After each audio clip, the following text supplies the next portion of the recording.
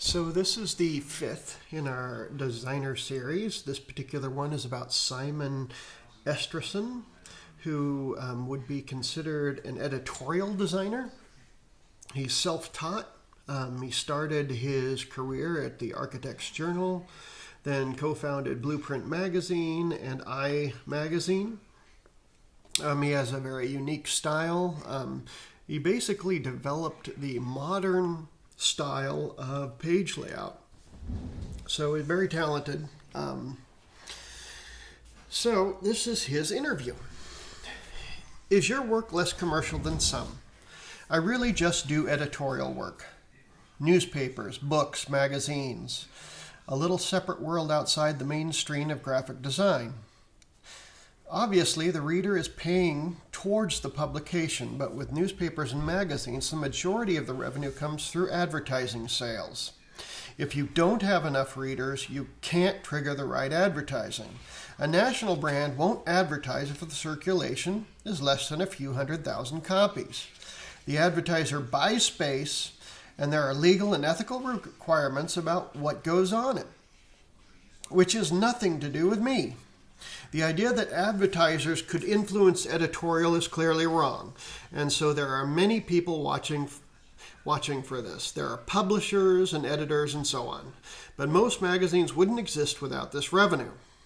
So I can't claim that my work isn't commercial because it's absolutely commercial. So are there some political implications? I tend not to work for the Guardians, which is the place he's working for now, competitors, because you are compromised if you compete with something that you are involved in. Fortunately, The Guardian is the paper I read, so there isn't a dilemma there. Are any types of work more ethical? The simplistic view is that any public sector of arts organization is okay, as are charities, but anything corporate is terrible. But organizations that rely on public revenue are funded largely from taxes that are levied on corporate activity. Many of these bodies have corporate sponsors too, and even personal donations to charities are not necessarily clean.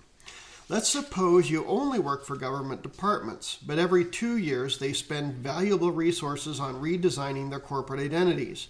Then when it comes to being treated decently, I've had just as much trouble with arts bodies as any corporate client. Is behaving well compromising? We all know people who do fantastic work but are terrible business people or absolute shits. The kind of drive that gets your idea through is the same drive that makes you difficult to work with. You cannot disconnect the politics and the aesthetics of somebody's work and the politics of the way they do their business, can you? But for most designers, somebody's rocky reputation isn't relevant when set against a stunning piece of work. It's this that will live on. Do we have a choice to be ethical? A great deal is predetermined by the system you live under. In our case, capitalism. What does a client do faced with a quote from a printer? From printer A, who uses recycled paper and waterless or alcohol-free printing process, but is 10 cents more expensive. Then there's printer B, based in Britain, but a print broker. You get value for money, but have no knowledge of who the printer actually is, and therefore no idea about processing used or labor conditions. Then what about printer C in China? And cheaper than A and B. It's a developing economy, but you know nothing about the environmental circumstances or the labor relations, the repercussions. One is that the British printing industry will cease to exist, and that's just the placing of one print job. Should we consider access in our work? Guidelines exist, and designers should be aware of them. There needs to be balance, though. This is a gray area, and good work can be rejected unnecessarily as a result. When I was working at The Guardian, we put the chess puzzle in color in one of our sections.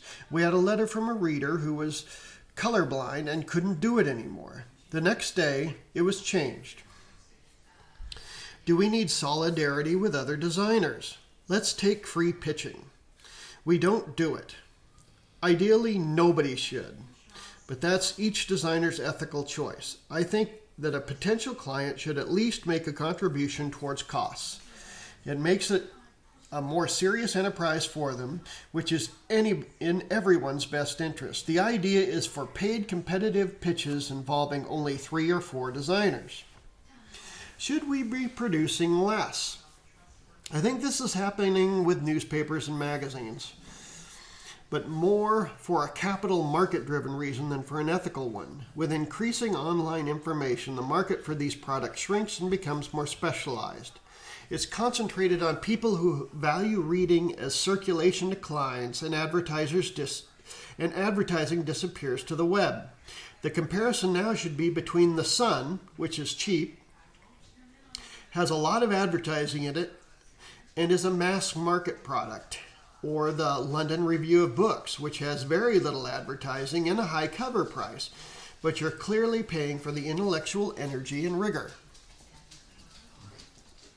Beauty and ethics aren't mutually exclusive. No.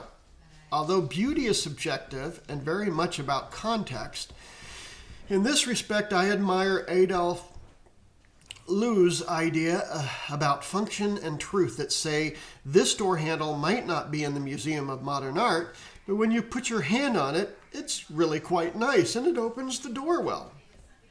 It is possible for graphic design to delight and enrich people's experience and to still work. Fashion and zeitgeist can cloud our ability to discriminate, of course. Something is wonderful one minute and passé the next.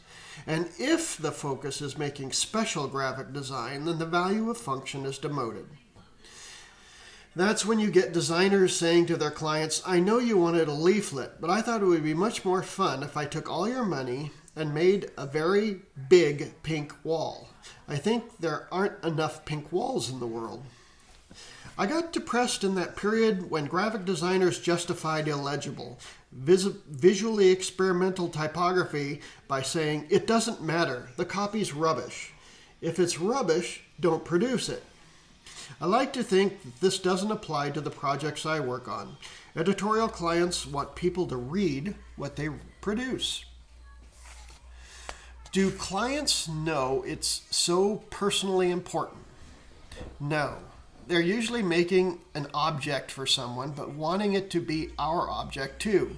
Of course, there's the client's brief and the end user, but there's your design ego too. And I think you have to be a very, very good designer to be free of it.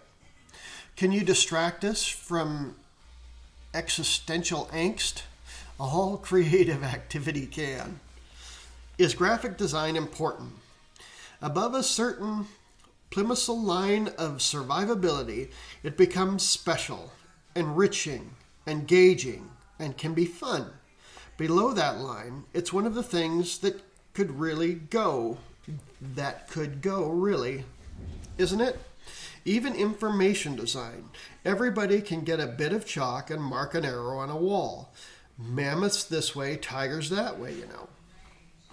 So that was his interview.